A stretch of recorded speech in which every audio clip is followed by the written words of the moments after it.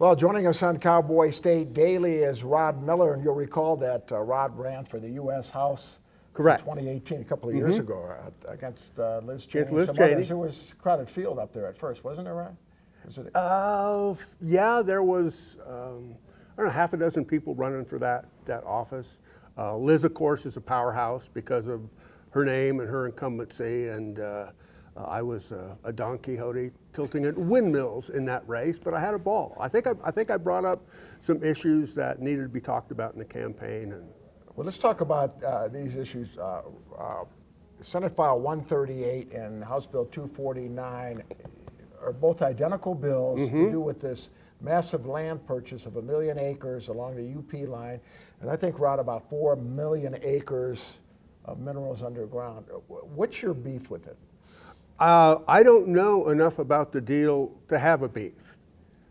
It could be great for the state of Wyoming, or it could be another Teapot Dome where people go to jail over the deal. We just don't know yet what the nature of this transaction is, and yet it is being fast-tracked through the legislature with very little transparency. It's about as transparent as a lump of Powder River coal, so nobody knows much about it. Well, are you surprised at the lack of transparency? Because apparently there's press reports saying it's been going on at least 6 months, if not almost a year after Governor Gordon took office. I am, particularly given the governor's support of transparency in government over the first year of his term in office. I can understand how Vicki Hollub, the CEO of Occidental Petroleum, would want a non-disclosure agreement with the state not to reveal certain aspects of this because of, I don't know, maybe she has some other potential buyers out there. She has her shareholders to consider. The governor and the legislative leadership also have shareholders to consider, and they are the 575,000 citizens of Wyoming. What's wrong with an attempt to diversify the state's investment portfolio? Mainly Absolutely nothing. Okay. Absolutely nothing. But at what price? Bingo. Bingo.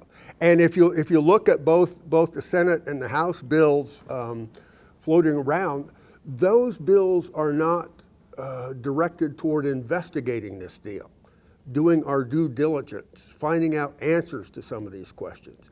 Those bills authorize raiding of the Permanent Mineral Trust Fund and our other, rainy day savings account to actually purchase the property that Occidental owns in Wyoming. Occidental isn't mentioned in any of these bills, but everybody knows what this is directed at. Well, Occidental Petroleum last year bought Anadarko. Correct. And Anadarko had bought it from the UP, is that right? It's the checkerboard land, the corridor along southern Wyoming. It's changed hands 3 or 4 times over history. Occidental bought it from Anadarko for like about $40 billion, and consequently their balance sheet looks a little sketchy right now. So the Occidental shareholders are wondering about, are we going to get a dividend this quarter, next quarter, what's the deal? So Occidental has to reinject some cash into their balance sheet, so they're flipping the land in Wyoming that they bought from Anadarko.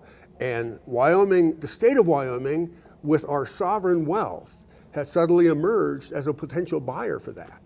And I don't have a problem, like some people would, with the state owning minerals.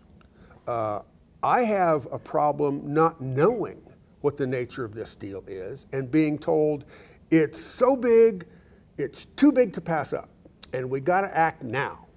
Well, there's a lot of people in the state that don't think the state manages public lands good enough already. You take another, what about the administrative costs? Wouldn't there be administrative costs also? One would assume, but we don't know what those are. We don't know. The bills allow for a manager of the newly acquired property, one guy. That's not a job that one guy can handle, so it's going to fall on the staff of the State Land Board. The guys who currently do the state's oil and gas leasing, grazing leasing, manage the recreation, they're going to be tasked with a portfolio that is doubled in size. And I don't think we have the capability to do it. And nobody's looking at what it's going to cost the state to manage this land if we acquire it. Rod, does it bother you that private companies are not bidding on this land? There's no private companies as far as I can see. I that don't are- know. I don't know who's bidding on it. Nobody knows who's bidding on it. There are non-disclosure agreements around this transaction. So in my cynical conspiracy theorist mind, I can see a scenario where Occidental comes to Wyoming to say, open up your checkbooks to buy this land, to leverage a deal from another private company. I don't know if that's happening. I don't know if it's not happening. We don't know enough about this deal to say. They say it would be spectacular because of the trona deposits in there, and I heard the same thing about coal 20 years ago. In fact, coal, biggest production out of Wyoming was in 2014, only 6 years ago. How do we know, Rod, that trona is not going to be obsolete or antiquated in 20 years from now due to technology? We don't know, and you raise a good point about how are the minerals in this strip of land going to be managed vis-a-vis coal. We will acquire a pretty good chunk of the Niobrara Shale in eastern Wyoming, I think also Weld County, Colorado.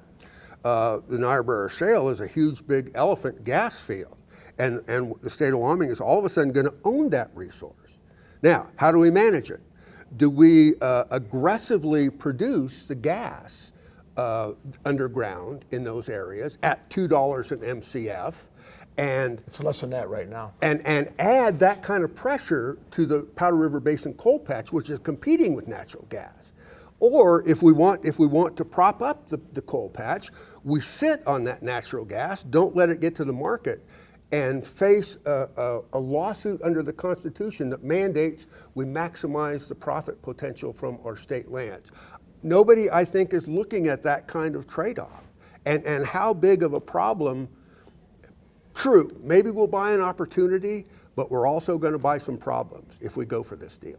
A lot of issues surrounding this, Rod Miller. A lot Yes, of issues, there a lot are. of unanswered questions. There are a lot of unanswered questions, and I think if I was to advise the governor and the legislative leadership, I would say just, whoa, boys, slow down.